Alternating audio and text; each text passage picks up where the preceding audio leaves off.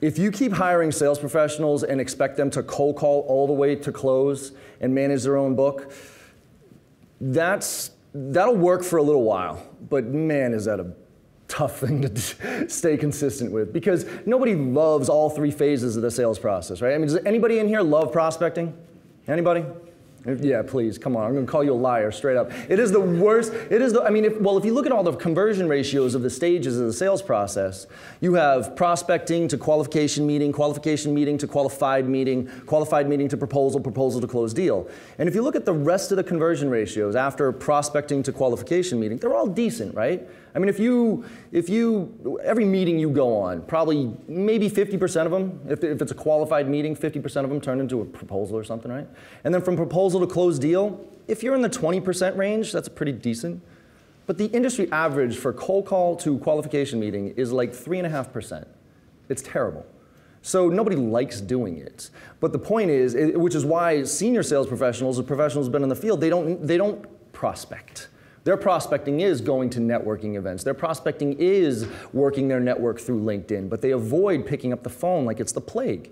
So stop asking them to do that and start to split the roles apart and bring in inside sales so that inside sales can feed leads to the field sales reps that go out there and actually can go close the deal and take it from there. Although I do believe that field sales professionals still need to go out there and generate their own meetings. I don't think they should all be just given everything and just expected to close, because they got to keep up on their own. The number one thing I look for is qualified meetings, right? I don't care, if you make 1,000 phone calls to get 5 qualified meetings, if you make 10 phone calls to get 5 qualified meetings, I don't care. Now, I'm a big believer that up front it should be quantity oriented, so you got to make sure that the rep is going to be able to put in the effort, right? My equation, if you will, at Thrive Networks was 400 dials a week, got me 8 meetings a month, got me 4 proposals, got me 2 pieces of closed business, an average deal size of $3,500 a pop.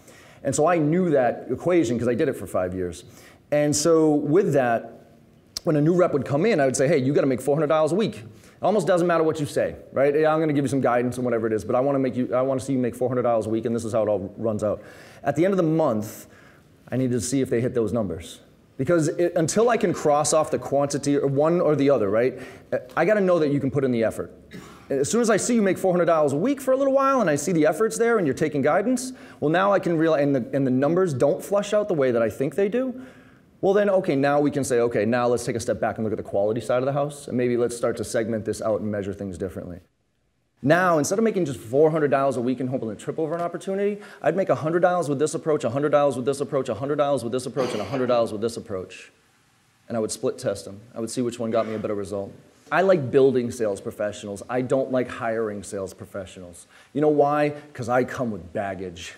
You hire me, I'm 18 years in sales. I've been selling my way for 18 years. Good luck reverse engineering that. Good luck reverse engineering that. I'll tell you all, oh yeah, I'll follow your process, absolutely. And I'll just be like, shut up, leave me alone, let me go, right? So I love getting kids who are hungry, who want to learn, and then just beating them over the head and showing them, and getting them to believe in what I sell, and having them generate meetings for field teams or whatever it is, but then graduate through that program, because when they become field sales professionals, they're so much better at it. I always go by, what's my revenues this year? 20 million, how much do I want to grow? What's that percentage look like? And then what's my average deal size? So how many contracts do I need this year? I like backing into my numbers, even as a sales professional and as a business. How many deals do I need to get this year? I need to get on average, I need to get about 200 deals. Then, what's my conversion? And I take it from qualified meeting to proposal and proposal to close deal. So talking about measurement, that's the first thing I want to measure, to make sure that how many meetings am I going on to get that information. And that kind of pumps out an equation here that says if I need that many signed contracts, that means I need that many proposals and that many qualified meetings. 1,600, right? That's a scary number. So you look at that and you say, okay, well, on a monthly basis, that means I need 133. Whew. All right, well, these are the channels: SEO, web leads, marketing, email nurturing like Marketo, stuff like that. Then you got partners, existing referrals, or networking events. And then, some people put on events, right? So we put on an event like something like this, right? How many leads? If I was Richard, I'd say, okay, if we're going to do these once a quarter, what does this produce for us? Okay, and that's a channel. So you look at that and you say, okay, well, how many are we getting from each one of those channels? We're getting 85. That leaves a big gap there. 48 meetings. How do we do that? And that's where you go look and say, now I got to ratchet it up and I hire some more sales reps, okay? I do the ABC 1, 2, 3. ABC is quality, 1, 2, 3 is interest, right? 1 is I am actively interested. In SEO, somebody comes to me and says, yes, I'm interested. 2 is it could be better, could be worse. You know, if you ask me on a scale of 1 to 10 how happy I am, I'm a 7. And a 3 is I'm all set. We don't practice enough in sales. We practice on the job, right? And it's not, we don't even think about it as practice because we're doing it live. I love practicing sales, and I love thinking about it as practice. So I run a list of my C's every once in a while and just start making, like if I'm trying to use a new approach or whatever it is, I just run a list of my C's and start throwing up all over myself, and who cares, right? So whatever. I mean, as long as you're not being offensive, right? I ran a test just to give you a sense.